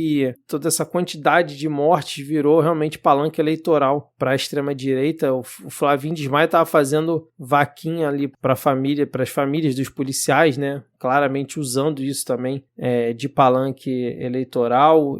Então, assim, é muito complicada toda essa situação que a gente vai vivendo aqui no Rio, como vocês já bem comentaram, né? Teve essa mega operação, teve todo esse estardalhaço e, que coisa, o crime continua, né, onde ele estava, lá no Complexo Alemão. Rio de Janeiro continua inseguro como estava antes da operação. Todas as outras comunidades continuam sendo oprimidas pelo tráfico, pela milícia. E é isso, cara. E vai continuar dessa mesma forma enquanto não houver cooperação e ataque ao que realmente importa. E vamos ver aí se o Xandão vai colocar mais uma preocupação na cabeça da extrema-direita de encher o saco deles em um tema que é muito caro a eles, né? Imagina, o Xandão começa, PF, investiga, começa a meter decisão pra cima desse assunto, rapaz, em ano eleitoral.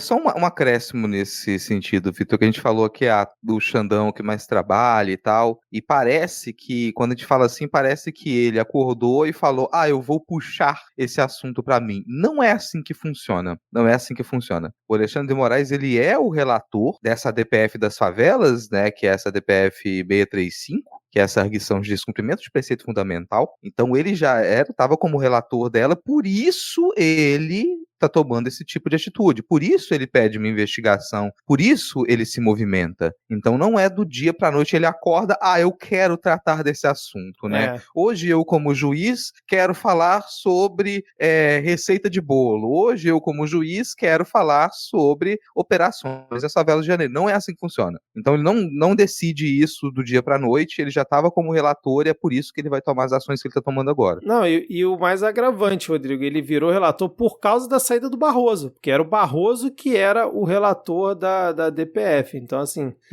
realmente não é da cabeça dele que acordou e resolveu fazer essa ação. Só pra gente fechar aqui, complementando, eu tinha colocado como tópico secundário, mas devido ao avançar da hora, eu vou só comentar aqui para deixar o registro, que é uma coisa que provavelmente a gente vai acompanhar aí ao longo das próximas semanas, talvez, né? Porque já tá chegando quase dezembro, né, gente? Estamos aqui no dia 6 de novembro, mas daqui a pouco é dezembro, e aí o Congresso entra naquele recesso deles, enfim, vamos ver o que vai sair dessa comissão parlamentar de inquérito do crime organizado que foi instalada no Senado na última terça-feira, dia 4, né? O colegiado foi criado em junho, mas não havia começado os trabalhos até o presente momento, e aí com a repercussão, né, da operação, toda a pressão aí que está rolando em cima desse tema, resolveram finalmente fazer a instalação da CPI. E aí, por 6 votos a 5, o senador Fabiano Contarato foi eleito como presidente da CPI e, por acordo, o Alessandro Vieira, para quem lembra aí da CPI da pandemia, que foi quem propôs a criação do colegiado, será o relator dessa CPI. Com a vitória de Contarato, Mourão, aquele mesmo, o ex-vice-presidente, foi escolhido por aclamação o vice-presidente da CPI. Lembrando que o Mourão foi quem concorreu com Contarato, né, e perdeu ali na eleição para ele, né, como presidente. A comissão terá 11 titulares e 7 suplentes, dentre eles Flávio Bolsonaro, Sérgio Moro, que vai ser suplente, Marcos Duval, Marquinhos da Inteligência, Magno Malte, Márcio Bittar, Jacques Wagner, que será suplente também, Otto Alencar, Rogério Carvalho, Randolfo Rodrigues, que será suplente, e Jorge Cajuru. São alguns dos nomes aí dessa CPI do crime organizado que provavelmente vai... Que casting, hein? Que casting, exatamente.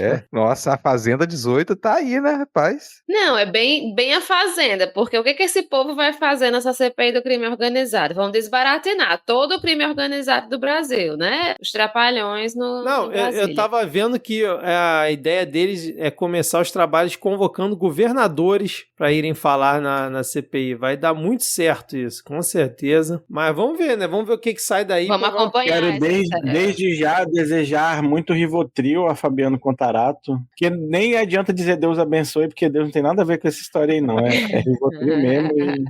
O que rolar dessa CPI, assim, de relevante, a gente vai acompanhar aqui. Falando em CPI, só uma atualização que eu vi aqui agora há pouco. Na verdade, eu vou mudar aqui. Eu vou jogar para onde? Pro nosso momento leitura de títulos. Cara, realmente a Thaís se descobriu nesse cargo aí, cara. Bom demais. Te cuida, Cristiano Botafogo.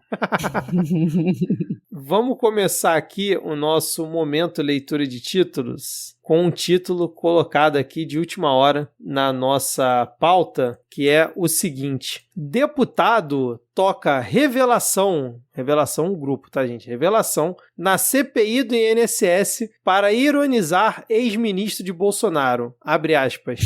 Aspas simples. Todo mundo erra. Fecha aspas simples. Vocês querem o contexto disso? Porque, assim, esse título é maravilhoso. Eu fiquei muito curiosa. O cara botou pra tocar... O cara botou pra tocar a revelação no meio da CPI, cara. E aí foi... Mas assim, você precisa de alguma desculpa pra tocar a revelação? Não, mas é porque na CPI realmente eu nunca tinha visto. Mas tendo uma desculpa é bem melhor. Pô, olha aí. Eu quero saber quem é o deputado e quem é o ministro. No fim das contas, é só isso. E qual foi a música? Durante reunião desta quinta-feira da CPI mista do INSS, o deputado Paulo Pimenta tocou no sistema de som uma música do grupo de pagode Revelação. A comissão tomava o depoimento de Onyx Lorenzoni, ex-ministro do Trabalho e da Previdência do governo Bolsonaro. A canção Velocidade da Luz diz na letra: todo todo mundo erra sempre, todo mundo vai errar. Pimenta foi ministro da SECOM aí do governo Lula, pra quem não tá lembrado. Porra, sabendo que é o nome de chuveiro, realmente fica muito melhor. Ele que é um especialista em Todo Mundo Erra, pois tatuou aí o perdão de seus crimes. Exatamente, perfeito. E aí ele botou assim, ó, eu vou botar uma música hoje pra encerrar aqui e deixar minha homenagem a todos esses que acham que quando pedem desculpas é como uma espécie de confissão e são perdoados, são reabilitados através da desculpa.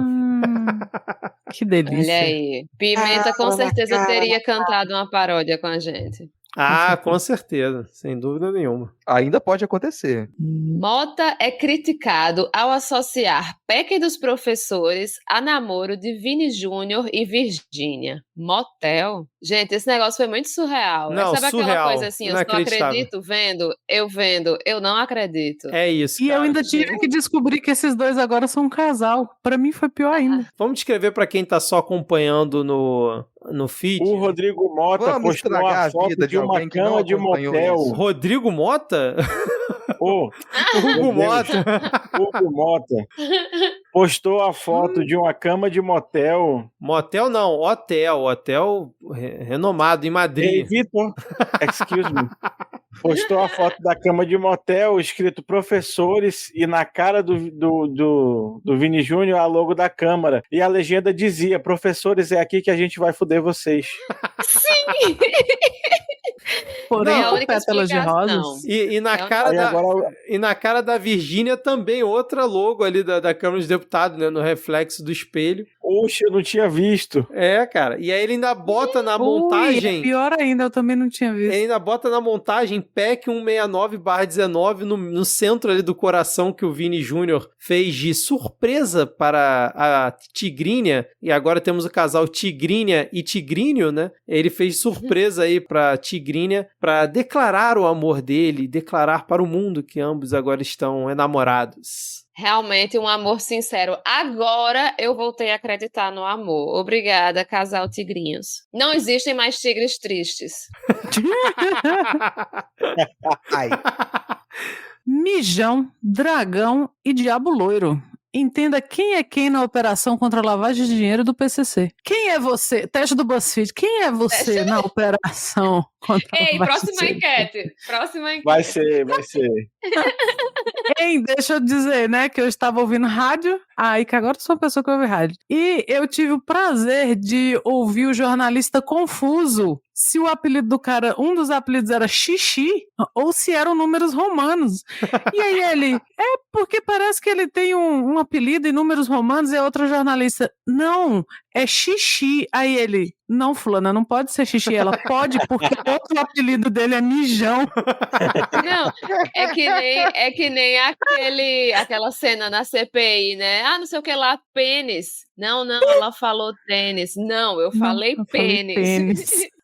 Sim. Eu que descobri que Doca é daqui da Paraíba, né? Olha aí, conexões do crime organizado. Paraíba, Rio de Janeiro, a todo vapor. não, só o crime organizado mesmo pra eu conseguir fazer uma conexão João Pessoa, Rio de Janeiro, né? Porque Porque tá o preço caro. que tá. É muito organizado. Caralho, É. mijão. Meu Deus do céu, cara, realmente. Ô, bicho. Antigamente Sabe? era o quê? Antigamente era, porra, Fernandinho Beiramar. Elias Maluco, Elias cara. A gente já Maluco. teve a Elias decadência dos apelidos no crime organizado. A gente já conseguiu assustar a população com Elias Maluco. Olha o nome. Elias É. Maluco, dá medo.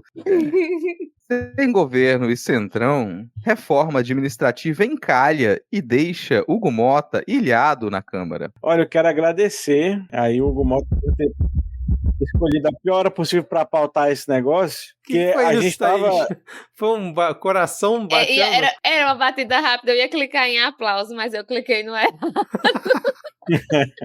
Eu sou nova nisso, gente. Porque a gente.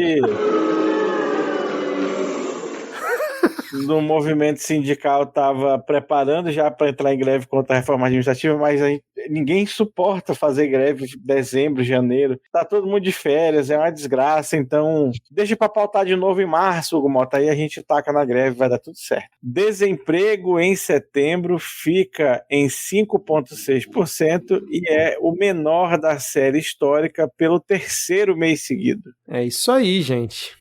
Em breve a gente vai ter desemprego negativo no Brasil, né, pelo visto. Você vai ser obrigado a se empregar. O governo Lula vai bater na sua casa com uma carteira de trabalho e vai bater na sua cara, assim, ó. Com a carteira de trabalho e o camarada Pintinho junto, que vai ser o novo mascote do governo, junto com o Zé Gotinha, o camarada Pintinho. Não, vai ser o Geraldo Alckmin vestido de camarada Pintinho. Perfeito. Vocês sabiam que o Zé Gotinha é brasiliense? Acho que tu já tinha comentado isso, Ana. É um grande orgulho sempre lembrar disso. É orgulho mesmo. Inclusive, quando estive em Brasília, trouxe pra minha digníssima um chaveirinho do Zé Gotinha. Zé Gotinha indígena. Olha só. Olha aí. E isso tudo, gente, com a revista Veja publicando toda semana uma matéria dizendo que a geração Z não quer emprego CLT nem que apaguem. A geração Z, que daqui a pouco tá com 30 anos. Tá com 30 anos a geração Z, né, gente? Pô, para com isso. Fica falando como se fosse um bando de moleque, de jovem aprendiz, né? Já tá tudo aí. Uma hora a grande ficha vai cair pra essa galera, né, cara? Vai. Mendonça suspende julgamento de governador após Roraima contratar seu instituto. Coincidências da vida, né, gente? Com certeza. Exclusivo. Empresa de Ciro Nogueira recebeu 63 mil de alvo da Carbono Oculto do Piauí. STF marca início do julgamento da denúncia contra o Dudu Bananinha. Oremos. Melhor do que qualquer comentário essa vírgula aí da Thaís. Após decisão do STF, tornozeleira eletrônica de Mauro Cid é retirada. Mauro Cid, que deve ser o ex-bolsonarista mais feliz desse país. Cara, exatamente. Só quem saiu bem nessa aí foi o Cidinho, né, cara? A gente criticou tanto a tristeza do Fux. A gente chamou ele... Como é que a gente chamava ele? Capachão, né? Lembra quando tava começando? E no fim, ó, o Capachão aí, ó. Capachão já sem tornozelinha, de boaça. Mas esse é o objetivo de todo Capachão, né? Na primeira oportunidade de jogar o chefe embaixo do ônibus, que é o que aconteceria o contrário com ele, ele faz. Ele é o Capachão mais bem sucedido. O passarinho cantou e agora o passarinho vai voar. Ó, que lindo passarinho. Ministros do STF avaliam adaptações de sala de Estado Maior para definir local onde Bolsonaro ficará preso. Fica de novo aquele aviso, preparem a sua bebida, já vão gelando, porque a expectativa, a Paola já tinha cantado essa pedra aqui, e essa semana já... Ela disse novembro, não foi? Então, ela falou segunda quinzena de novembro, e essa semana algumas reportagens saíram também com esse tom aí. Aí já tá essa questão. É bom que a gente já sabe qual vai ser um dos extras de novembro, hein? 2 horas da gente aqui, ó, gritando. Não, e aí já estão avaliando, né, a ida pra Papuda, se tem sala, parece que já tem uma sala lá já preparada pra isso, aí já tem gente dizendo que ele não vai ficar muito tempo por questões de saúde, mas só da gente ver o Globocop acompanhando o comboio... mas não vai ter. Vai ter, tá? Vai, tem que ter. Esse aí tem que... Eu já tenho até a enquete dessa live. Quantas páginas de livro por dia Bolsonaro irá ler na prisão? Sabe por que tem sala pra ele na Papuda? Porque o Luiz Estevão, hoje frequentador da Papuda, ganhou milhões de reais para reformar a Papuda e colocar facilidades, né? Porque ele adivinhou que anos depois ele seria preso. Então, no pavilhão que ele... É um homem de visão. É um homem de visão. Um pavilhão que ele recebeu muito mais do que devia para reformar. Então, assim, conforto vai ter. Será que vai ter aí o spin-off do Tremembé com Olha Papuda? aí, Papuda. Isso que eu ia falar, mas ó, Bolsonaro, se achar que a Papuda tá demodê e quiser ir pra Tremembé, que tá super hypado, fica à vontade. Nossa, imagina, segunda temporada de Tremembé, Jair Bolsonaro chegando lá, e aí todo o plot ao redor do cabo querendo mandar, mas sem mandar nada, porque ele não é presidente. Vai servir de deterioração da estrutura, as paredes tudo encardidas, sebento. Não, e o assunto tá esquentando tanto que já tem fake news, já tem vídeo fake news feito com IA, com um Xandão como se estivesse visitando uma sala, verificando, né, a sala onde o Bolsonaro vai ser preso, já tá circulando, então... o Xandão afofando as almofadas assim, vendo se a cadeira tá firme, dando descarga no banheiro pra ver se tá todo tranquilo. Derrubando uma caixinha de percevejo em cima do colchão. É bom demais. Relatora no TSE vota pela cassação de mandato e inelegibilidade de Cláudio Castro. Ponto e vírgula. Julgamento é adiado. Isso aí tava meio fora do radar, mas ainda tem essa ação contra o Cláudio Castro no TSE, né? Por conta daquele esquema, né? De pagar gente que, na verdade, não estava cumprindo, né, o que deveria cumprir aqui no governo do estado, que a gente comentou na época da eleição lá em 2022, quando principalmente a campanha do Freixo denunciou, o TRE absolveu, foi pro TSE, e aí a relatora votou pela cassação e veio lá um candango e pediu vista e não tem previsão para isso voltar à pauta, e se é que um dia vai voltar. Veio lá quem? Tem. Eu não tenho nada a ver com isso, né, Ana Raíssa? Reforma Casa Brasil. Programa de crédito do governo para a reforma da casa começa hoje. Veja como entrar. Hoje, no caso da semana passada, do dia que você está ouvindo, Exato. caro ouvinte. Ou seja, já está disponível aí o programa, caso você queira se informar sobre ele. CPI do INSS. Presidente de associação é preso, acusado de mentir a senadores, paga fiança de 5 mil e é liberado. Um dia é prisão, no outro é revelação, só maravilha. Ai, deve ser bom demais trabalhar em CPI. Porra. Será? Um dos meus medos, assim, os meus pesadelos é um dia ter que virar assessor de deputado. Pior que existe esse risco, a gente sabe, né? Perigoso, é um pesadelo. Agora, ó, uma notícia importantíssima aqui, que isso aqui com certeza vai mudar a vida de vocês. TSE aprova a criação do partido Missão ligado ao MBL. O bom de ter um partido do MBL é que, se tudo der certo, ele vai afundar majestosamente, e aí, ao contrário deles estarem dentro de outros partidos, ou sendo arrastados, ou arrastando outros, vão todos para a latrina que merecem, e se Deus quiser, a gente nunca mais vai ter um deputado do MBL. Mas vocês acham que uma unidade de parlamentar do MBL já eleito vai largar o fundo partidário de União Brasil, de MDB, para ir para um partido novo? Nunca. Justamente pelo que Thaís falou, eles sabem que é isso que vai acontecer. Com o nome Missão. Não, e me poupe, gente. Eu lembro que 2013 era uma história de sem partido, né? Não pode bandeira, né? E agora criaram um partido. Ora. Democrata Zoran Mandani é eleito prefeito de Nova York e impõe derrota política a Trump. A manchete está completamente... Nova York nunca foi um reduto eleitoral do Trump, então eleger um prefeito em uma cidade não impõe uma derrota política a um presidente normalmente, mas é muito legal, ele foi eleito com pautas de esquerda, dizendo que eram pautas de esquerda, não precisou vender o discurso para ser eleito, é muçulmano e imigrante. E ainda belíssimo. Sim, simpático. Simpático. Não, além de belíssimo, ainda é simpático, dá para ser belíssimo e escroto. Tá. Achei que era um elogio hétero. Jamais, ele é belíssimo de fato. Presidente do México sofre assédio sexual durante evento na capital do país. Não, mas as mulheres já conquistaram muitos direitos, elas já podem ser até presidentes de países. Olha só, Cláudia. É Cláudia, né? O nome dela? Cláudia Sheinbaum. Eu tô aprendendo Muay Thai. Qualquer coisa você me chama que eu dou um chute na cara da próxima vez que isso acontecer. Thaís para assessora da presidência mexicana. Sim. E pode rolar, hein? Luísa Mel se pinta de planeta Terra em protesto contra a cúpula da COP30. Vou ter que clicar nessa, porque não fui eu que botei na pauta isso aqui, eu vou ter que clicar. Meu Deus, cara. Põe aí pra gente, Vitor, eu quero ver a foto. Cara. Esse é o novo pintou azuis de branco pela paz, né? Meu Deus do céu. Eu vou clicar, não vou aguentar. Peraí, tô botando aqui aí, ó. Inferno. Não, você põe aí pra não ficar nada. Não, sabe o que isso parece? Eu tô arrependida. Parece a Cláudia Leite. Isso me lembra, parece a Cláudia Leite. Isso me lembra aquela campanha, vou pintar minhas unhas de branco pela paz. É essa foto aí da Luísa Mel, é a mesma vibe. Só que mais... Vitor, sobe aí a página e lê a primeiro subtítulo aí. Enquanto discutem soluções, eles comem animais, protesta.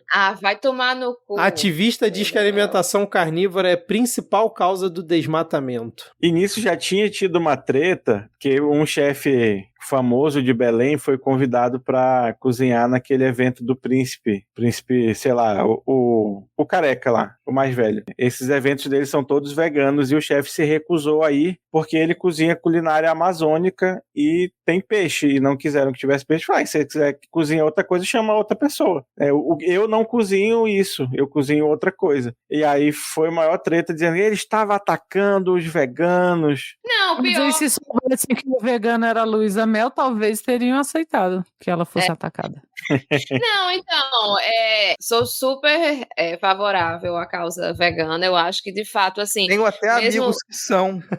Não, mas falando sério, eu acho que mesmo as pessoas que comem carnes poderiam pensar em comer coisas que não tem carne, né? Tipo, passar um dia sem comer carne ou experimentar pratos vegetarianos, que é uma culinária vegetariana, vegana, bem feita, é muito gostoso. Só que, né, nem sempre a gente acha, assim, o povo acha que ser vegetariano é comer salada ou peixe. Mas presunto não é um vegetal? A JBS tentou. Vocês não sabem o ódio que eu tenho. Eu não como ave, né? Eu não como frango. E aí, o ódio que me dá quando eu pergunto assim: o que você tem? Sei lá, o que você tem? Não sei o que, de queijo, bababá, tá, eu quero um sem carne, e a pessoa dá com presunto. E é só porque eu não como frango. Imagina se eu não comesse nenhum tipo de carne. Eu tenho uma amiga que é vegetariana e ela sofre muito porque todo canto que ela vai, quando muito, tem alguma coisa de queijo. Ela diz, eu não aguento mais comer queijo, eu vou virar um rato de tanto comer queijo. Só pra gente fechar, faça uma descrição rápida da foto da Luísa Mel pra quem tá só escutando no feed, por favor. Isso é com Diego ou com Thaís. Descrição é sempre Diego ou Thaís. Então vamos lá. A Luísa Mel está deitada numa tampa de marmita de isopor gigante, com uma pintura corporal à la Globeleza, simulando o planeta Terra. Nas costelas dela tem um garfo gigante. Ela está fazendo uma cara de dor extrema e atrás dela tem uma foto de uma queimada de uma floresta. E pelo posicionamento geográfico da Austrália ali na coxa, eu diria que o Japão tá no cu. Ai, perdemos Ana. Ana caiu. Ela caiu fisicamente, gente. Enfim, a intenção é boa. O resto nem tanto. Será? Eu não sei se a intenção é boa, cara. Eu não sei se a intenção é boa. Eu não confio nessa mulher. Eu não confio nas coisas que ela faz. Eu acho esquisitíssimo o trabalho dela. Acho que já teve diversos problemas aí, né? Com o modo como ela sequestra animais e tal. Invade casas das pessoas. Muito esquisita essa mulher. Não me parece que a intenção seja boa, né? Aliás, eu não acho que possa haver uma intenção boa em uma pessoa fazer uma pintura corporal do planeta Terra, se vestir assim e ir para um evento sério para poder atrapalhar a vida dos veganos e vegetarianos, assim, para poder... Agora pronto, todo mundo passa a achar que vegano e vegetariano é esquisito. Não tem como você levar a sério a pauta com a pessoa que pinta o Japão no cu e vai pra COP30 falar que vocês estão destruindo o planeta, porra. Ai, caraca, tô sem ar aqui de tanto rir, cara. Cara, 00:13, depois de 2 horas de gravação, o Diego me manda essa. Puta merda, na moral, cara, só aqui mesmo. Ai, lá no episódio 400, esse corte com certeza estará lá, porque, meu Deus do céu. Já vai anotando. Mas vamos lá, cartinha da Xuxa.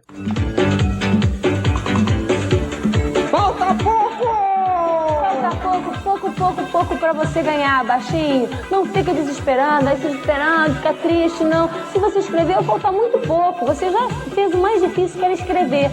Porque eu sei que tem muito baixinho que é preguiçoso. Mas os baixinhos que não são preguiçosos, um alô, hein? Que som da Xuxa é esse?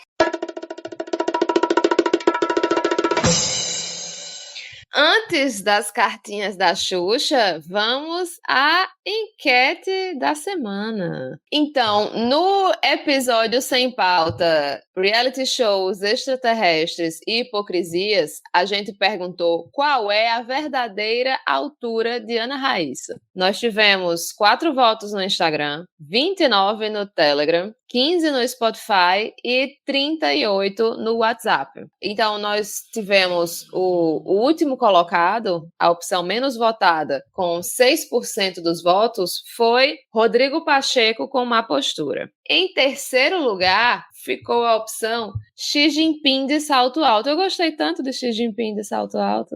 Achei Eu que teria adoro mais essa votos. opção. Mas teve 20% dos votos. Em segundo lugar, muito próximo do primeiro, com 35% dos votos, ficou um Lula e meio. E em primeiro lugar, com 39% dos votos, mais alta do que eu, porque todos nós somos baixinhos perto de Ana Raíssa. Agora nós vamos para as cartinhas da Xuxa dos últimos 3 episódios. Então vamos lá. Primeiro, os comentários do Plantão 7-1, Rio de Caos e Mortes. O Tefist falou, como disse Marielle, quantos mais precisarão morrer para essa guerra acabar? E acredito sim, como o Vitor falou, que escolher o Complexo do Alemão foi político, mas mais ainda que se lembrar que foi esse lugar que o Lula foi durante a campanha de eleição.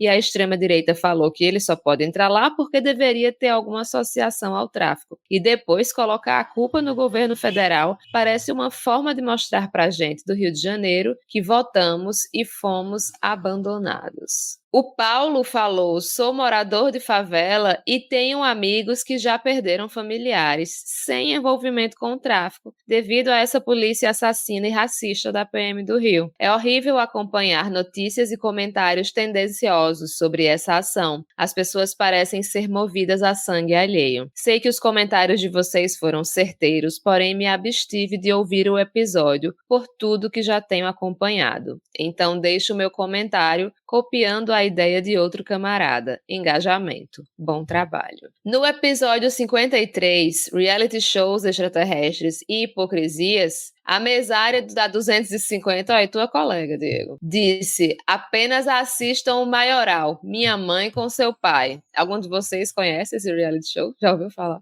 Já ouvi falar. Você, que é... Já ouvi falar.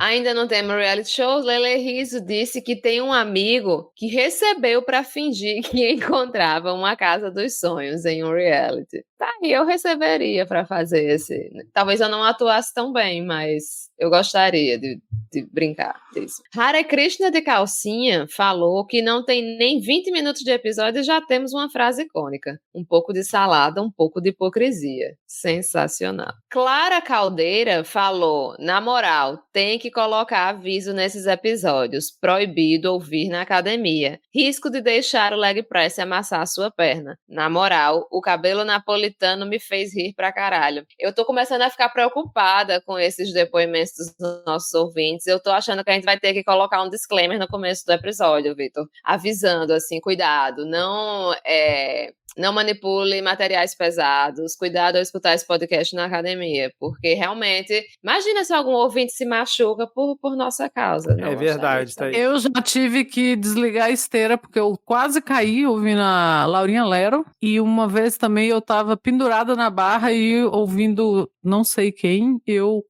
escorreguei. É sério. Olha aí, muito perigoso. Não, já tem que botar o alerta nessa aqui, né? Depois da do Japão.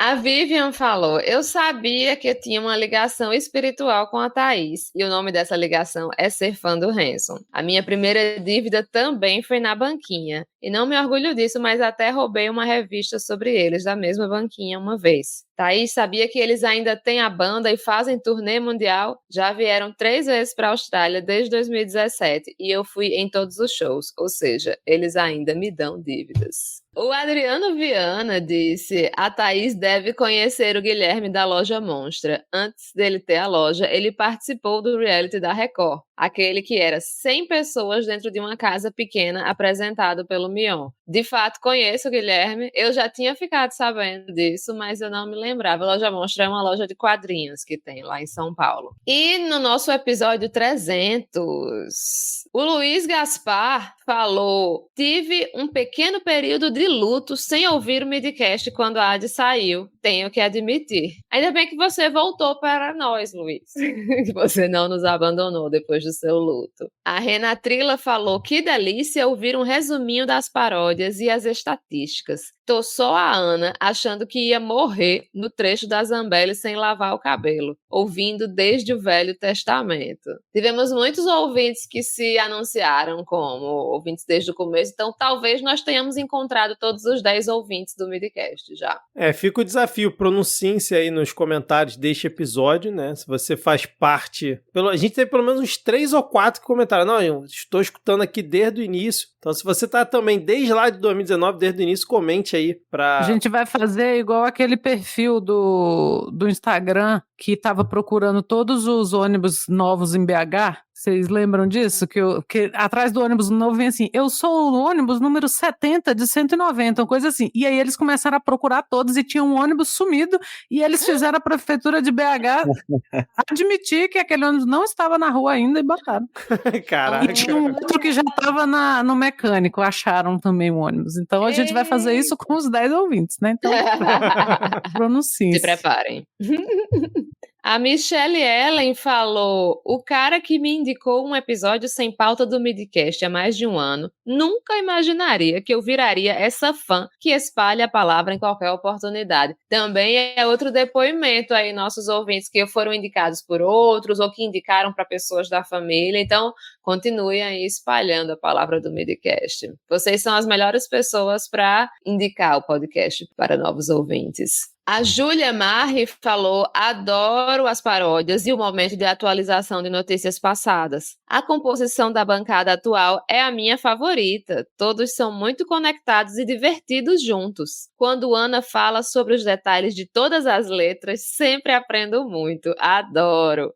Me identifico super com o humor do Rodrigo. Vocês veem que quem gosta da Ana geralmente gosta do Rodrigo também, né? Que o humor deles assim é muito parecido. Acompanho o Midcast desde mais ou menos 2022. É o meu favorito junto com o das Cunhãs. Muito obrigada por todo o trabalho e tempo dedicado nos episódios. Apoiarei assim que possível. Amo vocês. E botou um coraçãozinho e um lacinho. Que lindo, muito obrigado. E para finalizar, a Vivian falou: Thaís incorporou o sonoplasta do Ratinho. Gostei e apoio. Vivian, para esse seu comentário eu vou responder apenas: rapaz! É isso então, maravilha. Vamos agora para onde, Diego? Nós vamos agora agradecer aqueles que nos acompanham aí há mais ou menos 300 episódios, talvez menos. Então, nosso muito obrigado hoje vai para Guilherme Wagner, André Luiz Alves, Leonardo Spor, Kel Cândido, Iana Tavares, Eduardo Vasconcelos, Edna de Lourdes, André Benjamin, Bianca Damascena, Denis Almeida, Jorge Alfradique, Denise Tamarose, Guilherme Anselmo, Elisnei Menezes, Flávio Schiocket, Ricardo Jalotto, Marina Duarte, Eduardo Leão, Camila Braz, Joana Porto, Daniele Filarete, Ana Iris Marques, Gabriel Pires, Wagner Gomes e Rodrigo Rocha. Um abraço do Roximinho Amarelinho para todos vocês. E na categoria Um Beijo da Lhama nós temos Bruno Teixeira, Hugo Albuquerque, Mariana Zampol, Laís de Moraes, Fernanda Carvalho, Carolina Leão, Maria de Fátima, Cristine Medeiros, Pablo Cardoso e Rene Barcelos. Um beijo para vocês. E na categoria Ministério do Amor, nós temos Tiago Luiz Pereira, Amauri de Melo e o nosso ouvinte misterioso. Todo mês a gente anuncia aqui que o desemprego está na menor série histórica. Queremos ver isso se traduzir em apoio aí, gente. Vamos lá. É verdade. Tá aí, ó. Fica o desafio, ó. Todo mês tem pelo menos um apoiador novo em uma dessas 3 categorias. Já pensou? Olha aí, sensacional. Tem enquete, ô Diego? Temos enquete. Então, na esteira aí dos gloriosos apelidos do crime organizado já famosos, né? Tivemos aí célebres Elias Maluco, Fernandinho Beiramar. A gente queria saber, então, qual seria o seu apelido no crime organizado. A primeira opção é um clássico da literatura escolar brasileira, Embonha. A segunda opção é roubar, porque roubar é feio. A terceira opção, aí, reminiscente da história do Midcast. Quem não entendeu o contexto, assista o episódio 300, biografado. E a última opção é napolitano. Então é isso, belíssima enquete, votem e atente para a grafia de roubar. É R-O-B, acento agudo no A, roubar. Roubar. É isso aí. Créditos finais, é isso? Isso, vamos lá. Esse episódio usou fontes de um monte de gente e Vera Magalhães. Esse podcast foi apresentado por Victor Souza, Thaís Kisuki, Diego Esquinelo, Rodrigo Hipólito e Ana Raíssa. E Vera Magalhães. É de Victor e Vera Magalhães. A edição é de Victor Souza. As nossas redes sociais Sem são Vera Magalhães, Midcast, por favor, na edição. As nossas redes sociais são midcast.com.br lá no Blue Sky, Podcast Mid no Instagram, Vera Magalhães também no Instagram, podcastmid@gmail.com. É isso então. Comentem nas nossas redes. Comentem nas nossas redes, façam pix se puder. E é isso, gente. Até a próxima semana. Um abraço, tchau, tchau. Valeu. Tchau. Falou.